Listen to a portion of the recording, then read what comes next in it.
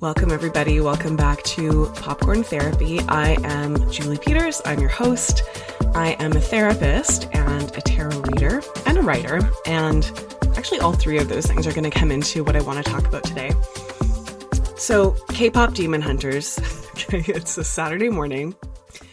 We have two children in the house. There's a baby and a 4-year-old. And I personally am very attached to my slow morning. I like to drink my coffee, maybe do some writing or some reading, just have everybody kind of quiet. And my husband says, "Ooh, K-pop Demon Hunter. I heard this movie is really good." And I was like, "Oh, whatever, fine, I guess we can watch this if you want to." Fine.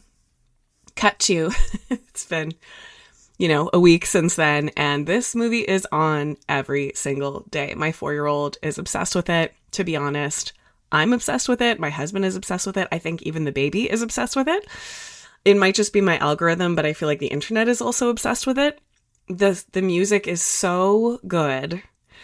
There are a couple of songs that give me goosebumps every single time I hear them, and I think I've heard them 16 times at this point. Maybe more, actually, because they're going on a loop. My 4-year-old's favorite part is the plane part at the beginning, when they are doing that awesome song. I think it's called How It's Done, while they're jumping out the plane. And Mira has that iconic line, "Fit check from a napalm era," which of course I can't get out of my head. Anyway, it's a delightful movie, beautifully animated, but that's not what I want to talk about today. There are lots of creators and thinkers and so on that have more information about things like the animation, the trivia behind the movie, the K-pop angle, which I'm not that familiar with K-pop. My husband is more so a fan than me, and the Korean culture aspect of it. There's lots of that here, but that's not what I want to talk about. I want to take my therapist perspective and my tarot reader perspective. And also I want to talk a little bit about the archetypal perspective here in the hero's journey of the mythology that's being created here, because my last set of books is all about mythology, specifically goddess mythology, and this movie actually fits right into that. So let's think about this movie. We have 3 demon hunters, okay? Into each generation, a slayer is born. Okay, this is very much within the Buffy the Vampire Slayer lineage. We have these extremely hot, cool women who happen to be really close friends, which I love about them. They're all quite complex characters, which I also love about them. They're not really one note.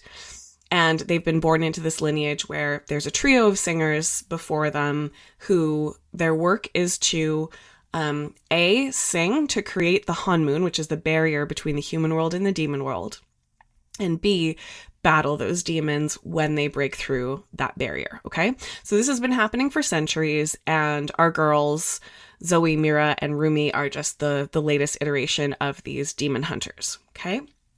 So the Hanmoon is a barrier between the human world and the demon world, and what it holds back is demons who primarily want to steal human souls. It's a little unclear what happens when they steal a human soul. They seem to go missing, but it's unclear if that person is dead forever or if they become a demon that's forever imprisoned by the, what I'm thinking of as the shame demon, the sort of demon world overlord, whose name is Gima. So that's the universe that we're looking at here. That's the, where the drama comes from in this story. There is one specific demon who was human once. So again, it's kind of unclear, are people taken to the demon world? Are they killed? Are the demons a part of that world? I have a theory about what it might be, because of the metaphor one of the metaphors that I think this movie does so beautifully. So I think the writers of K-pop Demon Hunters either are therapists, studied therapy, or have done a lot of therapy, maybe. I think at the very least, they must be familiar with the Jungian concept of the unconscious. So there are 2 aspects to the Jungian concept of the unconscious. The first one is the personal unconscious. And this is where we hide all of our repressed stuff, right? Shame is a really major thing that it's a big theme of this movie, and it's a big thing that we might hide in our personal unconscious. So forgotten memories, repressed experiences, and what Jung would call our shadows, or where we do our shadow work, is in that place. The whole basis of therapy, this sort of includes Freud and a whole bunch of other theorists as well, is that when something is in your unconscious, it controls you. When you become conscious of that material, then you have some, not necessarily control, but you have some choice about what behaviors are going to go along with that, how you interact with those parts of you, and so on. The collective unconscious, which I think is also spoken to a little bit in this movie, is this idea that there's a shared unconscious realm filled with material that we share without being conscious that we share it. And this is where archetypes come from, and this is what mythology speaks to. Okay, so I think both of these layers of the Jungian unconscious are present in this movie. Let me add a little bit more here. So internal family systems is a version of therapy that I've been studying a little bit more over the last couple of years. I find it really fascinating. It's basically the idea that we have many parts to us. So rather than going to therapy and saying, I have a problem with my drinking, I want to fix myself in that way. The phrasing here would be more like, okay, let's get to know the part of you that drinks. What's going on with that part? What is that part trying to do for you? I really like the IFS concept and its creator, Richard Schwartz, because it's a really, really deeply compassionate perspective that says all of our parts are valid, all of our parts have important information. They're all sort of trying to work for us and trying to help us. And the work that we can do in therapy is integrating those parts together, getting them to talk to each other, and getting them interacting with what in IFS is called the self, the capital S self. And this is a concept that we all have sort of a central core person within us that is compassionate, creative, kind, generally positive, core sense of who we are. That's the one piece of IFS that I sort of have questions about, but that's a philosophical conversation for another day. So what the parts do in IFS language, there are exiles, okay? Let's think of these as the demons, all right? So the exiles are wounded parts of us that are often young parts, like child parts, not always, but often, that are repressed, right, in that unconscious sort of sense. The work of the protector parts do what the hunters do. They create a barrier between the exiles and the conscious self, okay? They create that Hunmun, all right? So these parts will do things like people please, get a lot of work done really quickly so that certain thoughts and images can't sort of rise to the surface. These parts will do all kinds of things to keep the self functioning, to keep the self safe, to prevent this kind of unconscious material from rising up to the surface and disturbing the functionality of that self based on a series of self-beliefs and so on. So that's the sort of first line of defense, is the barrier between the unconscious and the conscious self, what we can look at as the Hunmun. So the hunters play the role of protectors, keeping the exiles, the demons, at bay. The second role that you will find with parts is what's called an IFS firefighters. So they're really also trying to protect, but the firefighters basically come forward when an exile has busted through that barrier. So when a demon has broken through that barrier and come to the conscious mind, the role of the firefighter / hunter will be to fight, okay? So these are more extreme parts that will show up to push that unconscious material back down. So this is where we see behaviors like addiction. And I will speak a little bit to my therapeutic perspective on addiction. This is maybe a little bit of a controversial opinion, and it is totally fair if you have different sort of ways of looking at it. But basically, the traditional perspective on addiction is the AA model and other models that are similar to that focus on abstinence as the solution and the end goal. Okay, so quitting, stopping using, whether it's alcohol or whatever substance or behavior, that's the goal. And once you've done that, you've achieved basically what you need to do. So I have nothing against abstinence itself. Like if that's what someone needs, if that's what allows someone to, be able to do the deeper work or stay safe in their lives or whatever it is that is necessary. Yes, abstinence is important there. And I am aware that AA is not just about abstinence. And it's actually not even just about the 12 steps. I think for me, a little bit of a sidebar here, but what's so powerful about AA is actually the community. I love the concept that the opposite of addiction is not sobriety. The opposite of addiction is connection. And that concept comes from a writer called Johann Hari. So the idea here is that the addiction is not in and of itself the problem. The addiction is actually a symptom. Or the addiction is the firefighter, right? The addiction is the one fighting the demons. The addiction is the one trying to calm and soothe the traumas that are getting triggered, right? So anyone who's been close to addiction knows, like, addiction is more dangerous when a person is under stress, when something has been triggered from childhood, whatever it is. It's like those firefighters need to come and quiet that pain. And so they fight to push those demons, is a word that we use often in therapy or personal growth work or whatever it is, like, fighting my own personal demons, right? In the dark night of the soul. This can be what addiction is about. So we see Zoe, Mira, and Rumi doing those two things. They sing to maintain the barrier between the demon world and the human world.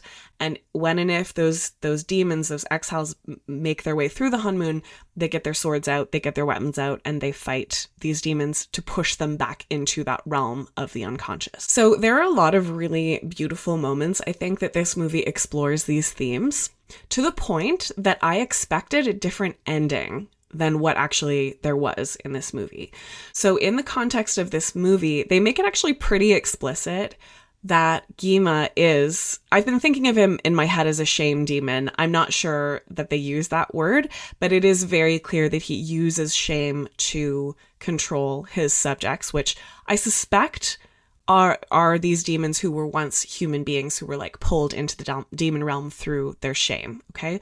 The way shame is expressed in this movie is absolutely the way most of us experience it, which is like a voice in the head, right? You hear this voice saying, there's actually a moment where in Zoe's head, it's you're too much and you're not good enough. I feel like so many people have that one. For Mira, it's you don't deserve to have a family. Like, how could you think these people would be your family? And when those voices try to go into Rumi's ears, they actually repeat the words that she had earlier said to Jinu, which is something like, I'm a mistake. I was born a mistake. I've been a mistake from the moment I was born. And that's what the demons who are pretending to be Mira and Zoe in that moment are telling Rumi. And that's what creates the weakness basically in her that causes the major dark moment of this film where the hunters are almost defeated by Gima. Okay, so he will say that shame phrase and then he'll say, I can give you a family, or I can make you feel good enough, or I can, make you feel not so alone, or whatever it is. And that's how he draws people in. Shame totally works like that, right? Shame wants you to be close to it, and it wants you all to itself, right? I think there's something really interesting about shame that we also see happening in this movie with Jinu. And Jinu feels a lot of shame about what happened with his family. The story is that he essentially sold his soul to Gima for musical ability so that he could be allowed into the palace to, get food, basically to survive is what he needed to do. And he left his mother and sister behind, and he feels this incredible shame about that. So when you have guilt about something that you've done wrong in the past, the guilt can say, and I'm talking about healthy guilt is a whole other topic, but when you have a healthy guilt about it, you can say, ooh, I wish I hadn't done it that way. I would like to learn from that experience and do it a different way. I feel I have the capacity to repair, and I would like to try to repair my mistakes with the people that I care about. Okay, that's healthy guilt. Shame doesn't work like that. Shame says, oh, you've done something bad. That's because you are bad. You're a bad person to your core, and you're never going to be anything else. And the key part here is, so there's no point in trying any harder. Okay. And there are a couple of moments that happens, but I think it's specifically with Jinu that we see that, where he has this hope, like maybe I could, help Rumi to bring the honeymoon back, and maybe I could be saved, or I could be free, or I could forgive myself for what I've done. And then Gima gets in his head again, and he kind of has this sense of like, you know what, I don't deserve this. I'm hopeless foundationally, so I might as well do what Gima's saying and take the booby prize, which is losing my memories, right? It's not even having a particularly good life in the demon realm. It's just not having these painful memories that he has to sit with anymore. So that's the promise of addiction, right? Addiction says, come with me, I'll make you feel less alone, right? Come with me, I'll make you feel in control, powerful, whatever it might be. Like often the substances and behaviors that we're addicted to them because there is an incredible pain that we feel, and that substance or behavior gives us exactly the antidote to that feeling that we want. But it doesn't actually allow for that repair and change, right? It doesn't allow for us to go through what Resmaa Menakem would call the clean pain of healthy guilt, right? Of feeling like, ooh, okay, I've done something wrong. Like, I need to do something about it. I'm going to let myself sit with this clean pain. So much of the work I do in therapy is not about what Celine is often telling the girls to do, which is, hide your fears, hide your flaws, fix it or hide it, like make sure nobody sees it, cover up your patterns, right? She's always saying to Rumi, there's a moment where Rumi confronts Celine about all of this, and she's saying, you didn't really love all of me. You only loved the parts that were palatable to you, right? Like you would always want to cover up her patterns, right? The marks she has because her father is a demon. And oh my goodness, we need more of that story, obviously. But this is all we get for this first movie, and I suspect there's going to be a lot more. So some people think that the traditional purpose of therapy is to fix. And for some types of therapy it is. For some people, that is the goal. But IFS and many other forms of modern therapy, somatic work, certainly my perspective, it's not about fixing these things. It's about coming to understand them, coming to befriend them. And I think for me, a lot of my yoga and meditation mindfulness practices have been about learning to tolerate the difficult emotions that rise up from beneath so that we don't need to reach for those addictive substances or behaviors to push them back down beneath the barrier, right? So I think it's really intentional that the word that's used to describe Rumi's markings is patterns, right? Anyone who's a demon has patterns. That's how they identify that someone either is a demon or is connected to the demon realm in some way. They don't use the word marks or scars or any other word that they could use. They speak to patterns. And so again, this is a therapeutic perspective here. Patterns is a word that we might use in therapy, right? It's my pattern of behavior. It's what I keep doing over and over again. Why do I keep doing the same thing, expecting different results or whatever it might be? Addiction is a pattern, right? The barrier is held in place.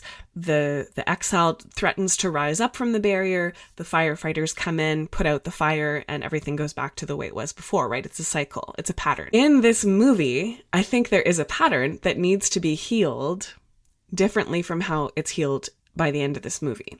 So the pattern is hunters sing to create the barrier to keep the demon realm away. Demons push up through the barrier through weak spots, right, which are often created through silence, through not telling the truth, through making a mistake, through being a human being, really, and having flaws or fears, right, that need to be covered up. So the Hun doesn't cover it effectively.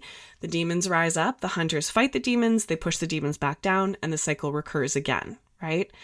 So I think what's interesting about this is that I actually suspect that the Hun is the problem, okay, in this movie.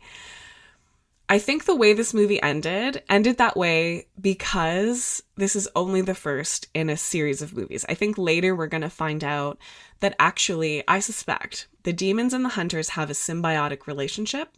And the more the hunters continue to maintain that boundary, push the demons back into that demon place, the more they're actually cultivating the vulnerability that allows Gima his power. We'll see how this all goes within the logic of the movie. But, if I were writing this movie, this is maybe where the story would go, right? So the reason that I suspect that the demons are actually people who have been pulled into the demon realm by Gima and are under his control is because that's real, right? That's real for the world that we're in. In that experience of shame that I talked about, where it's not healthy guilt that's allowing for the possibility of connection again, it's shame that's pulling you away from connection. If you've ever been there, which if you're a human being, you have, you feel as if you retreat behind a wall, right? You retreat away from something where you're not connecting with other people, right? And it can feel like you are condemned to this place of misery that the demons do feel. There's a really key moment where Rumi says to Jinu something like, "You're a demon, you don't feel anything at all." And he says, "Demons do nothing but feel." And I think that's what often happens when someone is behind that Hanmun / barrier, which we could think of as numbness or dissociation, right? That's often how it's another protective part, right? It's like that's the barrier. That's what's trying to keep us safe. But we retreat behind that so that we can't connect, because connecting is what we perceive as what makes us vulnerable, right? So often if somebody is behind that wall, it can feel as if you kind of can't connect to them. I also think it's significant that when Rumi invites Jinu to talk, they meet on a literal wall, right? You see a literal wall that they're walking beside. I don't know Korea well enough to know like if that's sort of a place that people would know or what that would be like, but it is a wall. And so I think that the metaphor there is that they're trying to break the wall down. It's like a little possibility that maybe there could be space between the quote unquote human world or the conscious mind and the demon realm, which is the unconscious mind, the shadow realm, where all of this stuff is happening. So the demon boy band, which is called the Saja Boys, and again, this isn't my area of expertise, but I heard Saja means both lion and also something like Grim Reaper, right? Someone who wants to steal your soul. And also I love that super catchy poppy tune Soda Pop is about the demons wanting to consume the souls of the humans, right? That they're singing this beautiful song to. And the song they sing at the end, the Preaching to the Choir song, there's a whole other sort of topic that we could go into here, but the Preaching to the Choir song is a really interesting articulation, I think, of toxic relationships, right? I don't want you, I need you, right? You've given me your heart, now I've come for your soul. There's some really interesting stuff going on in that song as well. In any case, the demon boy band, very powerful. They take down the hunters through the mechanism of shame, specifically exploiting Rumi's weakness, which is that she has not told her friends about the patterns, that her father is a demon, that she has this shame that she's hiding and covering up. Right. And so that's the disconnection. And Mira knows something's wrong and she keeps asking Rumi, like, what's wrong? What's going on with you? What are you not telling us? And Rumi will not take that connection because she's got the barrier, the wall between herself and her friends because of that shame, because the shame is telling her you can't share that. Right. I think it's also really interesting that in the doctor scene, which my 4-year-old also really loves, the doctor sees into Rumi and says, you have a lot of walls up. Right. And he also says, I think very intentionally, focus is good, but if you focus only on one part, then you ignore the other parts. And I think this is kind of the crux of what this movie is really about, is that barrier between the human world and the demon world is the barrier between like the girl they all see, right, is the way the line goes in Rumi's song, Golden, and who she really is, which is not what she's showing, not only as a pop star self, but like to her best friends, right? Even with Celine, who is kind of her surrogate mother, I guess, there's a disconnect around that part of her patterns. That's a part that she doesn't feel is loved, right? So that's the vulnerability that the demons exploit. So Gima comes in, he's fighting against Rumi, the Hanmun is gone, and Rumi rises up and begins to sing a new song to protect herself and to try to heal the situation. And the song is so beautiful. The salient line from it is, my voice without the lies, this is what it sounds like. The implying that I'm not going to hide my patterns anymore. I'm going to show the truth of who I am. And there's actually a goddess that I wrote about in my first book, Secrets of the Eternal Moon Phase Goddesses, who is a goddess of vulnerability. And she's interesting because she's naked, which is quite rare in the tradition I'm writing within. But she has, I think she's got 10 or 12 arms or something, and they've all got weapons. So she's really, really powerful, and she's really, really vulnerable. And I think what I really learned from that goddess is that when you know your vulnerability, when you pull the unconscious matter up to the conscious, right? When you're able to tolerate your feelings of anger, grief, fear, even shame, you actually become incredibly powerful because you're the one who is in control of your vulnerabilities, or you're the one who has befriended your vulnerabilities. So they paradoxically become not vulnerabilities. Anyway, Gima is about to take down Rumi, and Jinu essentially sacrifices himself for her. He says, you've restored my soul and now I'm giving it to you. That soul then becomes the sword that she uses to slice Gima in half, distract long enough to create the new Hanmon and push all the demons back down into the demon realm. So what I find so fascinating about this is that's not the ending I expected, right? With all of this material throughout the movie about how shame prevents us from connecting, how putting up walls is what makes us vulnerable, how, the problem is keeping the secrets and so on, and that the way towards healing is to be honest and true, my voice without the lies, this is what it sounds like. The Hanmon was put back in place. The pattern recurred, right? The hunters are back right where they were at the beginning, where the hunters will continue to sing to maintain the barrier between themselves and the demon world. The demons will keep rising up. They'll keep firefighting those demons away, and the cycle recurs. Jinu indicates to Rumi that he is a fully feeling person and that he's not the only one, right? That all of the demons in the demon realm are actually fully feeling and that they're all trapped under there. She even asks one of the demons at a certain point, is it true? Are you trapped too? Like, do you actually have feelings? She's been so taught that demons don't have feelings. Demons are never nice is another line that they say at a certain point. There's been so much conditioning against the demons that Jinu is kind of giving her the possibility of thinking like, wait, maybe this isn't the whole story. And so I suspect that there are going to be more movies here, and I hope there are. I love this movie so much. But I want to see the movie that shows that the Hanmon is the problem, that the hunters have actually been exacerbating this issue, and that healing is not going to be possible until the Hanmon can be taken down and the demons can be connected to for rehabilitation so that they can become the full humans that they were all along. And so that humans have the capacity to feel shame without having this vulnerability to having their quote unquote soul be stolen by shame, right? So I feel like this metaphor, I spent a lot of years living in Vancouver, BC, where there is some very interesting wealth and class disparity. Vancouver is one of the richest cities in Canada, and it also has the highest degree of intravenous drug use. Might be in the world. I don't quote me on that, but it's really bad. There's an area called the Downtown East Side where a lot of people are using drugs, and it's so clear that there's a legacy of trauma that is creating this world. Okay. And then right beside the Downtown East Side, you have Gastown, and downtown Gastown is like, you have all your fanciest boutiques, all of your most expensive restaurants, like all of this really sort of high class, wealthy people kind of stuff sitting right next to the Downtown East Side as if it doesn't exist, right? It's like there's this barrier between the classes, right? Between traumatized and not traumatized, or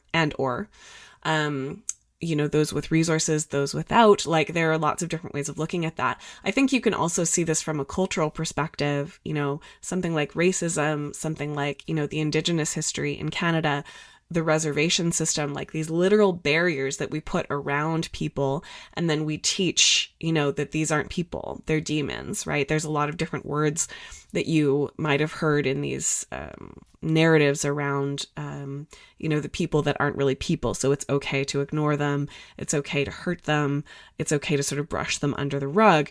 And then the others that are considered to be, good enough or okay are the ones that can live in the light, right? So I have to reflect this back a little bit to the tarot work that I've been doing lately, and the concept that the demon realm. So in the narrative of the tarot, the major arcana of the tarot, the way I think of it, and the book that I'm writing about it right now, is that the Fool journeys through the major arcana of the tarot, and it's the hero's journey, right? He begins at this place of innocence, and he's drawn through a series of circumstances into different kinds of lessons, different kinds of experiences, meets different people, and there is an underworld moment. There has to be, right? When my 4-year-old was getting upset because, Rumi and Mira were fighting and Huntrix broke up and, everything seemed really dire, and he was getting really upset, and he said, rewind it, go back to the plain part at the beginning. And I said to him, honey, this is just the dark part of the story. Like every story's in a circle, okay? Every story's in a circle that you're always going to go down to the most difficult part, but then you go back up again. So stick with it. Like, let's keep watching the movie, and trust me, Huntrix is gonna come back up on top again. And sure enough, of course, that's what happened, right? So one of the cards in that realm, you've got the devil card, right? You've got death, the devil, and then you've got the moon, right? So the demon realm makes me think of the moon card. It's this sort of strange, dark, moonlit path kind of place. There's a winding road that leads to two pillars in the distance that may or may not be a way out, right? And I often think of the moon card, like when people pull that in a reading, that you could be in addiction or more likely some version of grief where you feel like you've been pulled away from the sunlit path where everyone else is doing just fine and knowing what they're doing and they're flying down the straight and narrow, and you're the one kind of stuck on this confusing path and it's taking way longer and you don't know what you're doing there. Shame can pull you to that place as well, right? And any emotion that you feel like it's not okay to feel, like grief can create shame because our culture says, oh, aren't you over that by now? Or, however it is that we hear that message. So when we're going through this journey, which the Tarot Major Arcana reflects the life journey that many of us go on, especially if we're interested in not just existing behind that barrier and like learning more about ourselves and evolving, this is the moonlit path, right? And we have to walk this path. And just because it's strange and dark doesn't mean it's bad, right? Actually, there are gems and riches there. So my suspicion is that as this story evolves, which there's so much intelligence, I think, in the way this movie was written that, yeah, I want to see a different kind of ending where it turns out that the Hun Moon was the problem all the time and the hunters actually work to destroy it so that they can rehabilitate the demons instead of just keeping them at bay, right? So it's really the value of being in that dark night of the soul, being in those dark places in our lives and being able to rise back up to the surface, okay? I'm talking about cycles here, patterns. And one other piece that I found really fascinating is that, okay, so we're talking about archetypes, we're talking about the Jungian unconscious.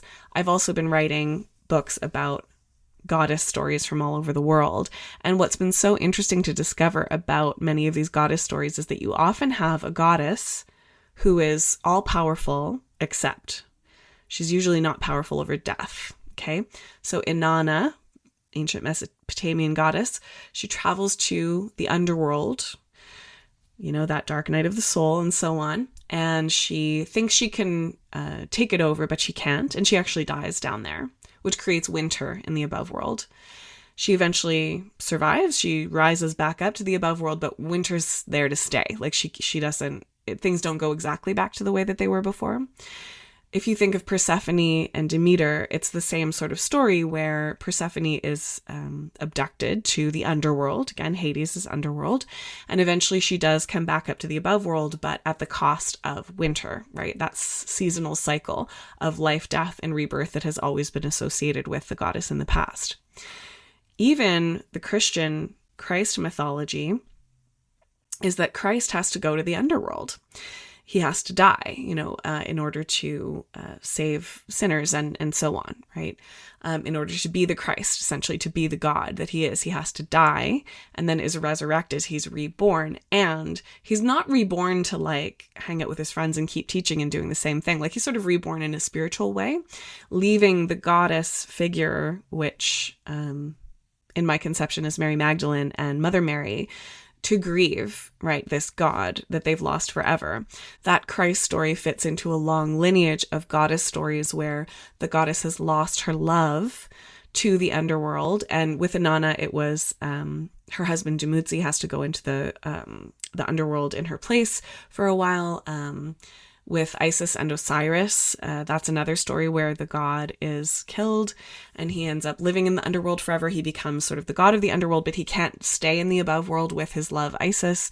There's a story from Celtic mythology, Arvid and Miek. There's many of these stories where the god has to die, and the metaphor is the god dies. It's a solar metaphor, right? Like at the winter solstice, the sun dies and then it's reborn again. And that allows us to have this cycling of seasons. Anyway, Jinnu fits into this mythology, right? If we think of Rumi as this goddess, right? This huntrix, who has these abilities to have power over that above world. and then Jinu is her love, right? But she can't keep him there. She has to lose him in order for that cycle to continue, that seasonal cycle of create the barrier, demons pop through, fight the demons, push them back down, recreate the barrier, and so on.